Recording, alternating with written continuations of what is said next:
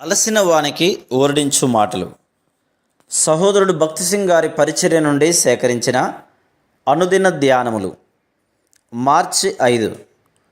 కావున నా సహోదరులారా, మీరును ఆయన శరీరము ద్వారా ధర్మశాస్త్రం విషయమై మృతులైతిరి.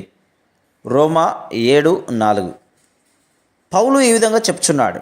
ఒక స్త్రీ భర్త బ్రతికి ఉండగా వేరొక పురుషుని చేరిన వ్యభిచారిణి అనబడును. కానీ భర్త చనిపోయిన ఆమె వేరొక పురుషుని వివాహము చేసుకొనవచ్చును. రోమా 7:3-4. ధర్మశాస్త్రం ఆ విధంగా ఉంది. కానీ ఇప్పుడు మనం ధర్మశాస్త్రం విషయమై మృతులమైతిమి. మనపై ధర్మశాస్త్రమునకు ఎట్టి అధికారం లేదు. ఇప్పుడు మనం వివాహితులమైతిమి.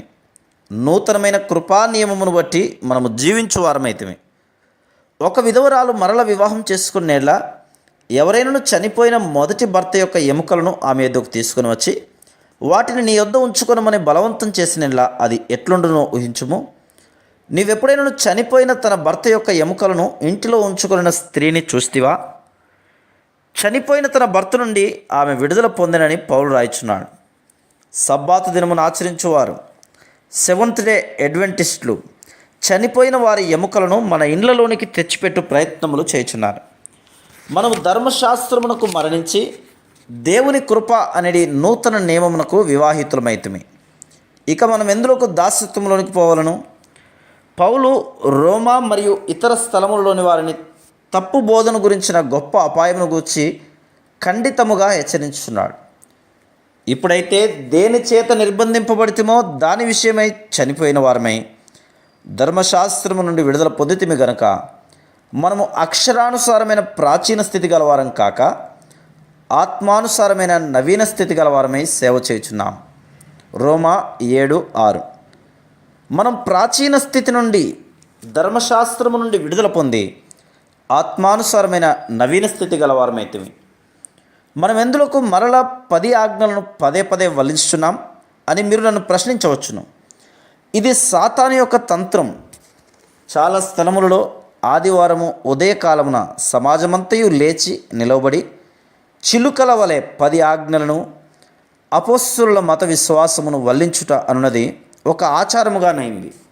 బైబిల్లో ఎచ్చటను ఈ భాగములను వల్లించుమని చెప్పవలేదు. మనం ఏ ఆజ్ఞ క్రిందను లేము కానీ దేవుని కృప కింద ఉన్నాం. కృప ఆత్మ మనలోనికి వచ్చినప్పుడు మనం సహజ సిద్ధముగానే దేవుని ప్రేమించి ఆయనను సేవించుదుము, ఇరుగు పొరుగు వారిని ప్రేమించుదుము. ఆ విధంగా దేవుని ఆజ్ఞను నెరవేర్చుదుము. కానీ 10 ఆజ్ఞలను వల్లించుట, పరలోక ప్రార్థనను, అపోస్తలుల మత విశ్వాసమును వల్లించుట అనునవి ఆచారముగా చేయటం ద్వారా కాదని మన ప్రభు మనకు బోధించెను. మనంతట మనం ధర్మశాస్త్రమును నెరవేర్చలేము.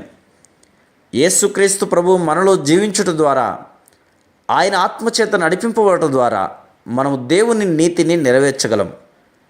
ఎంతగా మనం పరిశుద్ధాత్మ చేత నడిపించబడదుమో అంతగా దైవ నియమములను నెరవేర్చగలుగుదుము. కావున మనం సీనాయి పర్వతమునకు రాలేదు కానీ సియోను పర్వతమునకు వచ్చితిమి. Praise the lord.